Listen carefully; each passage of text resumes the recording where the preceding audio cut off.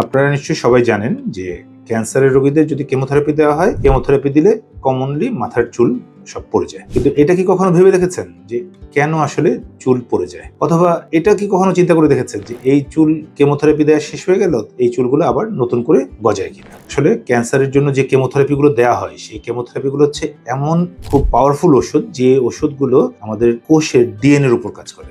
এই কোষের ডিএনএ এর উপর যখন কাজ করে, ডিএনএ কে ধ্বংস করে দেয়। ডিএনএ কে ধ্বংস করে দিলে ক্যান্সার সেলে ডিএনএ আর কখনো ফেরত আসে না। কিন্তু আমাদের যে নর্মাল সেল, এই নর্মাল সেলগুলো আবার ফেরত চলে আসে। ফলে ক্যান্সার সেল নষ্ট হতে থাকে আর নর্মাল সেলগুলো আবার নতুন করে তৈরি হতে থাকে। চুলের ক্ষেত্রে হচ্ছে আমাদের একটা ইম্পর্টেন্ট জিনিস, যে চুল হচ্ছে আমাদের সবচেয়ে অবহেলিত সেলগুলোর মধ্যে একটা। বাইরে দেখতে অনেক সুন্দর, কিন্তু আসলে ভিতরের গঠনটা হচ্ছে এত ঠুনকো যে কেমোথেরাপির যে কোনো ওষুধেই যে জিনিসটা হয়, যে এর যদি ডিএনএ ডিস্ট্রাকশন হয়, যেহেতু গোড়াটা খুব অল্প অংশ আমাদের শরীরের সঙ্গে লাগানো থাকে, ওখান থেকেই সে নাই হয়ে যায়।